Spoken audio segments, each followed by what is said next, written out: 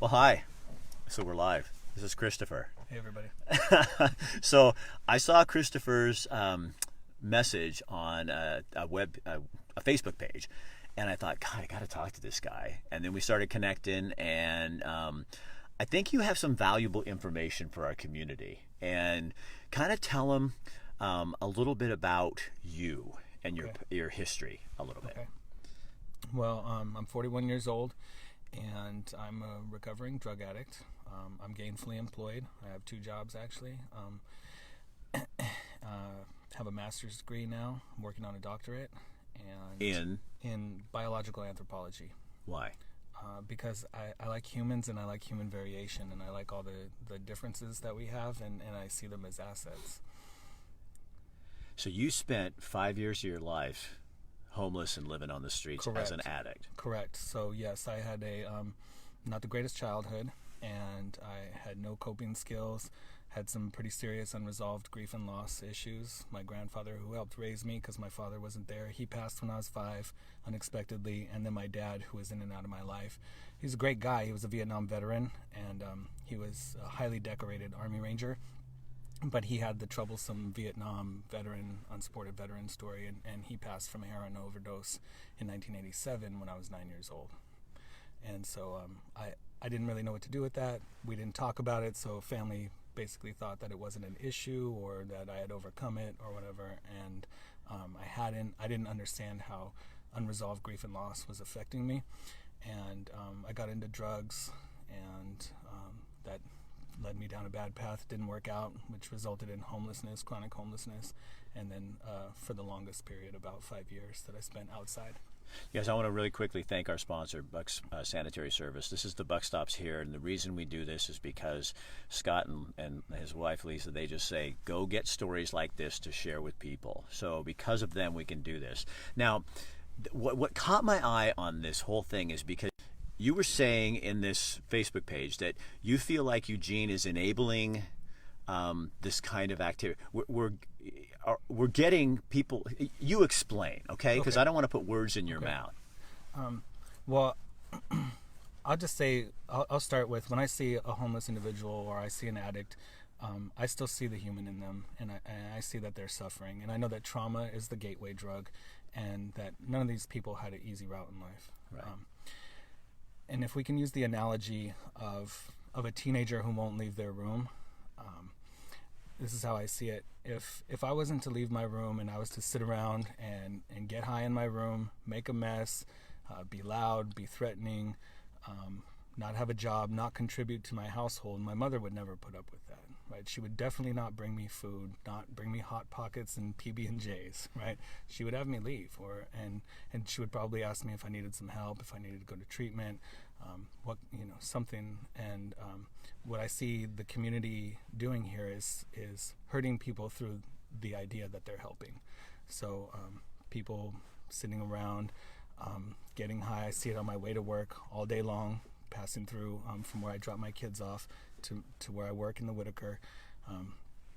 Just homeless camps, trash strewn about everywhere, people getting high right there, my kids seeing it from the window, and people bringing those folks sandwiches.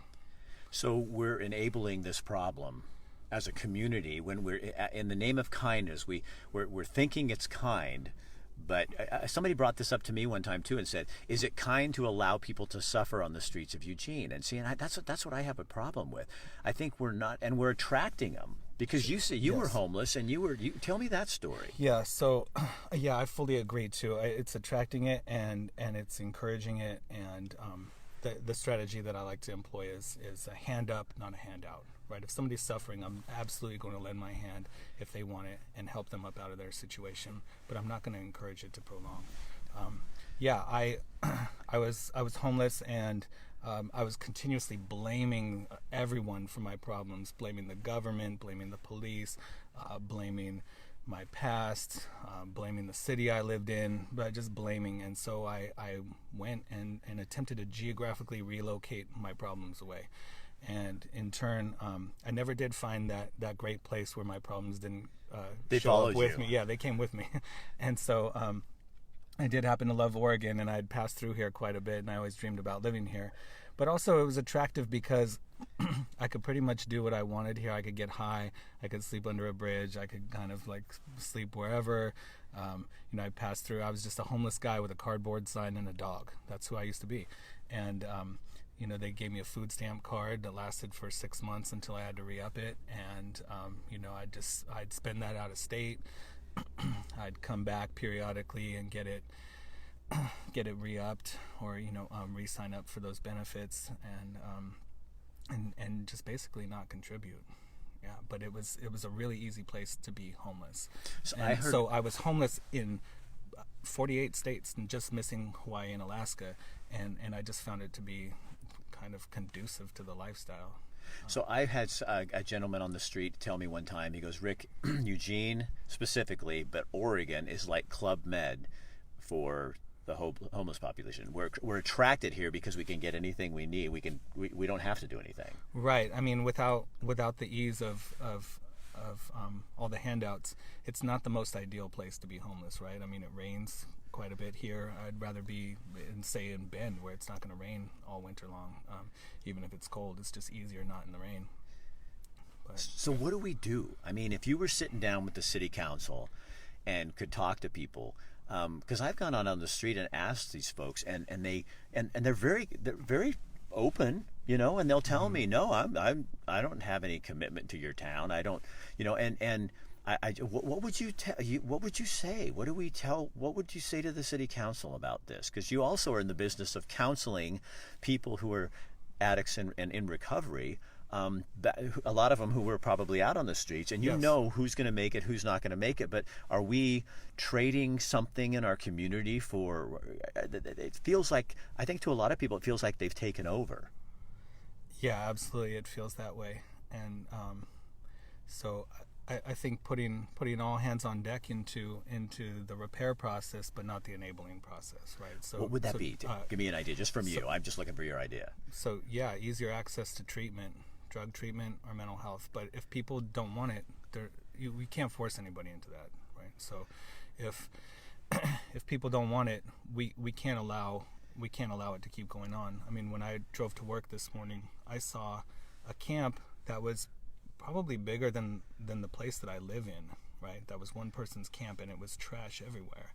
Now, yes, that person needs the place to stay, but if I can't build a house right there on that sidewalk, right, I don't see any difference. So is that enforcing rules and laws? Because that's what I hear from a lot of people. The rules need to apply to everybody. Right, because if I went downtown and went to the bathroom in the middle of public, Yes. I would probably be arrested. Yes. But we're allowing that to happen, and that doesn't make sense to me. Right. We can't just prescribe lawlessness for people just because they don't seem to have a place to live or that they're on drugs. So if you start enforcing some of that, do you think some of the trouble people will leave? So, you know what I mean? It's not like we're trying to chase people out, but saying we have a standard in our community, and I'm asking you. Right. We have a standard in our community. If you don't live up to it, we're going to make it so that you are going to live up to that thing, or you make other choices. I don't know. That's what I'm asking you. Right. Yeah. So if I believe that when I was in active addiction, if I was having people bring me sandwiches and burritos all day long, like they do downtown, and I had a food stamp card that I could sell to my dealer, and cheap, easy access to drugs and needles, with no intervention, there's not any likelihood that person's going to stop their active addiction just one day and just stop. Right? There needs to be some kind of break in the cycle. Let me ask you this, just because it's a topic, and if I ask you anything that makes you uncomfortable, Christopher, Sure. I don't think I could probably, because you're a pretty comfortable dude. But what about jail beds? A lot of people have been talking about if we had a way to enforce those laws to put somebody in jail. Not that that's the ultimate answer, right. But does that get people's aware? Does it shake people up? Would it have done anything for you? Yeah, I mean, I definitely didn't respect what was going on at the time, but when I had those types of interventions, it definitely slowed my roll a little bit.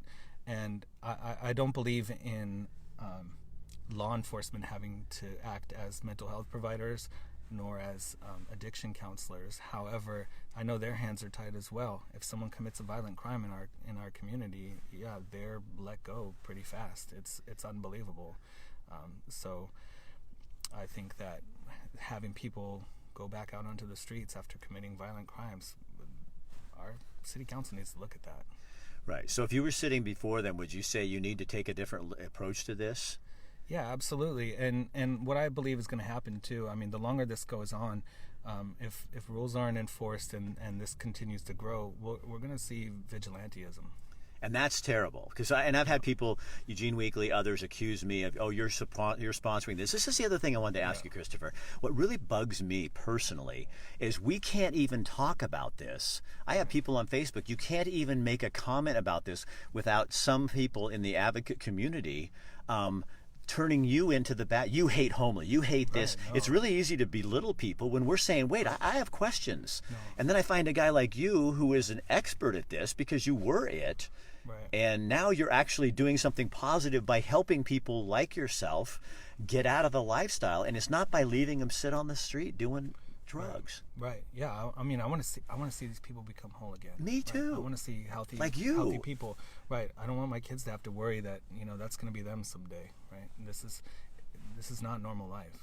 Right? And you have 3 kids, and Correct. You're doing well. Correct. What was the secret for you? I mean, not a secret, but what was the click? What went on that didn't go? That, you know what I mean? What was that switch That made me change? Yeah.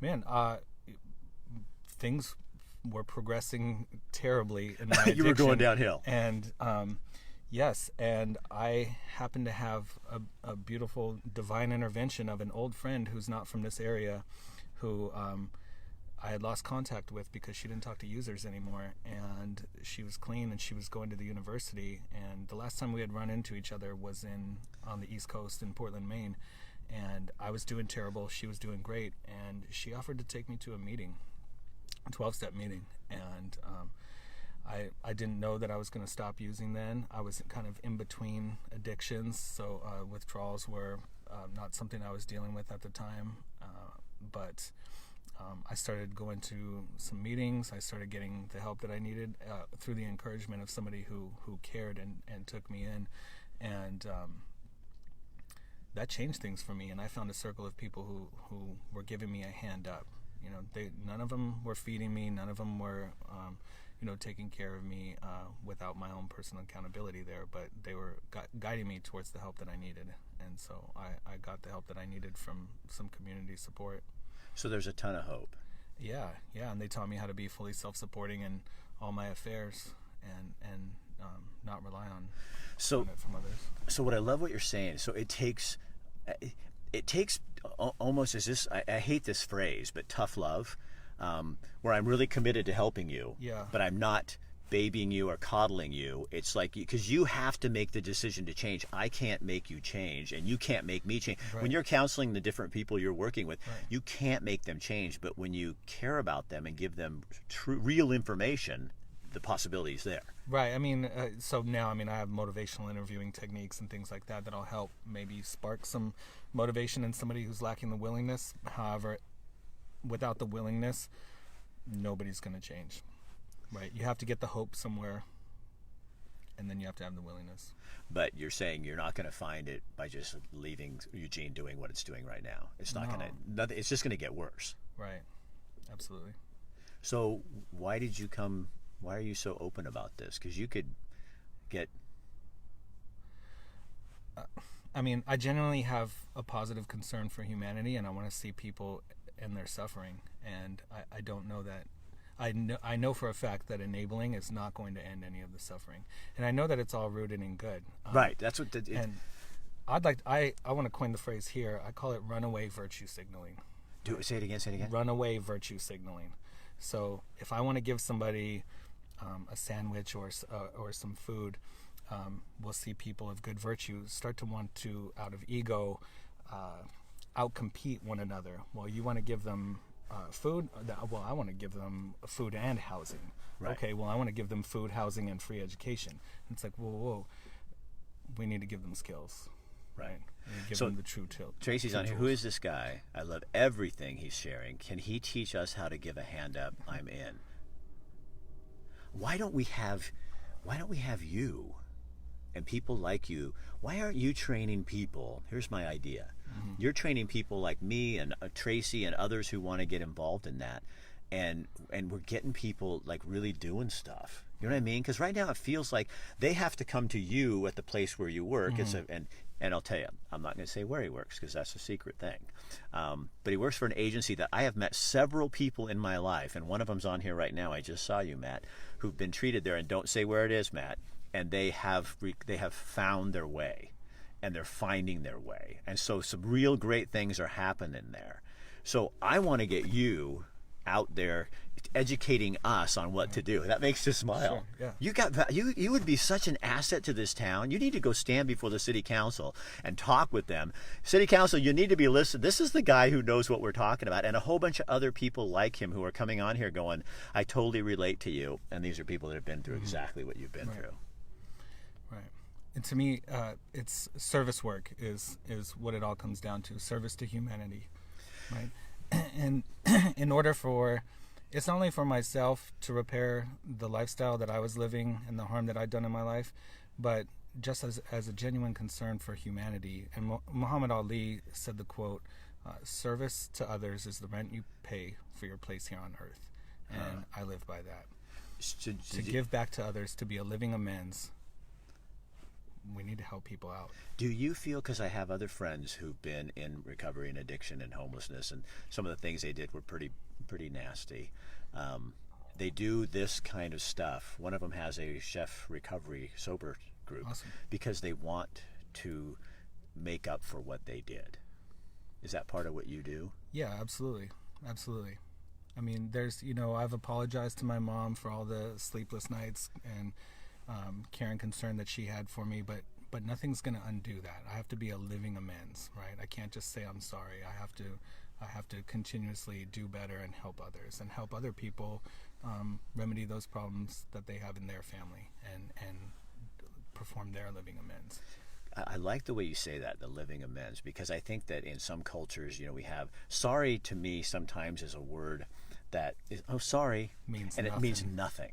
Now, it's because the real word of it, and I'm not trying to be religious on anybody, but it's repentance. It's really turning it around. It's amending. Yeah. So if you're amending, I'm going to go in and I'm going to turn it completely around, and it's not, hey, sorry, hurt your feelings, sorry, did this. I can't even, I'd hate the word now. Yeah, sure. To me, an amends is, it's the apology, but it's also, for example, if I was loaded and I kicked down your fence, I can't just say, hey, sorry, Rick, right, and leave it at that. Right. I have to mend the fence, right, and then come to you and say, how else did I harm you, right?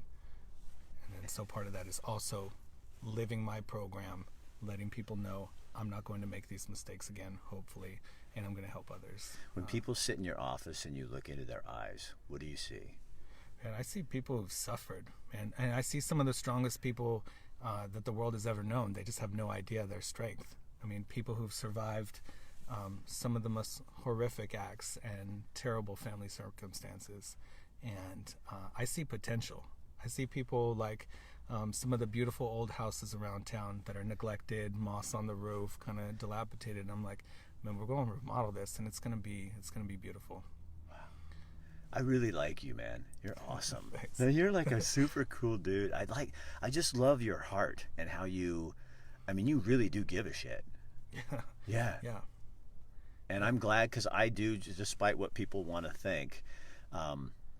I care a lot about this whole topic, and I think there's a lot of people who we're just letting them waste away, and that's no way to live. And here's the thing for me: I've met too many Matts, I've met too many Harrisons, I've met too many Christophers who are inside there, and they do come out. And I met a girl the other day, so I met her at Dairy Mart. I'm going to do a story on her next month. She was and I did an interview with her at St. Vincent de Paul. She has now turned her complete life around. She goes, Rick, I found 2 people that gave me hope. And she goes, and I kept going and going, and she says the same thing with you. She goes, people can't expect it just to turn around, or society to make it better for them. You have to find that thing and go out and do it. And she's turned her whole life around. Right. Beautiful. Is there anything else you want to say before I shut this down? I think it's important to look at where we think we're doing good. Are we actually doing harm? Right? Are we trying to be right, or are we trying to be effective?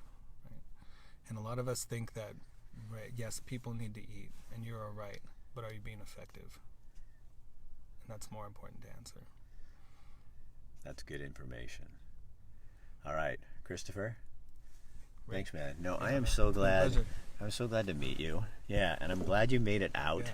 And that you're helping people in my community, and that you're raising 3 boys that are going to be future members of the community that I live in, because I know they're getting the same thing from you. You know, would your mom ever believe in a million years that you're this guy? Oh man, she's she's definitely proud of where I'm at now. I bet Took she a long is. time to have her not worry. You Yeah. know, and yeah.